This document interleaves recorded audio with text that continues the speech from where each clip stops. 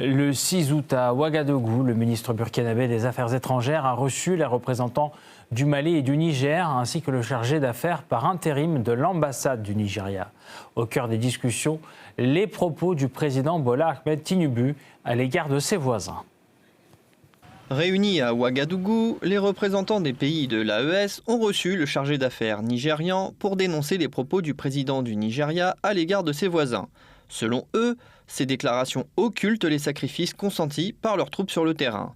Le 30 juillet, lors d'une rencontre avec les chefs traditionnels du pays, Bola Ahmed Tinubu avait expliqué la vague d'enlèvements et d'actes terroristes au Nigeria par ce qu'il a qualifié d'effondrement de la sécurité dans les pays voisins du Sahel. L'insécurité au Mali, au Burkina Faso et au Niger ne fait qu'aggraver les difficultés auxquelles nous sommes confrontés. Une analyse jugée simpliste et inexacte par la diplomatie sahélienne. Reçu à Ouagadougou par le ministre burkinabé des Affaires étrangères Karamoko Jean-Marie Traoré, le chargé d'affaires nigérian s'est vu remettre une protestation officielle au nom de ses homologues du Mali et du Niger. C'est une analyse rapide, très simpliste et surprenante, qui révèle un biais préoccupant de la part de la première autorité du Nigeria. Nous aurions souhaité que le contexte sécuritaire soit présenté avec davantage de justesse, plutôt que de faire porter à des pays voisins la responsabilité d'une situation complexe, au risque d'alimenter des incompréhensions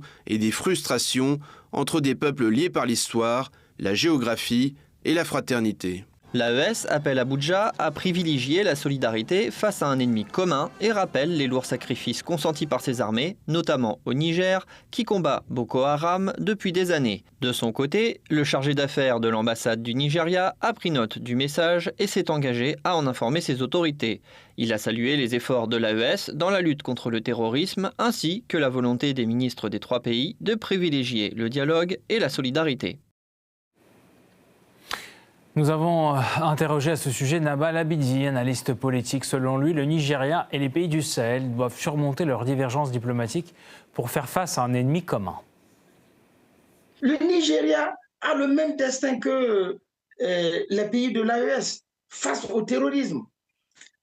Aujourd'hui, la nécessité justement du Nigeria et de l'AES à partager leurs renseignements, à mutualiser leurs forces contre le terrorisme s'impose.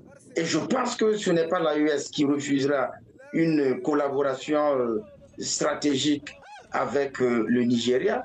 Et donc, ces propos sont venus comme un grain de sable dans le lait. Et le Nigeria pourrait justement revoir sa posture afin justement qu'ensemble avec les pays de la Confédération,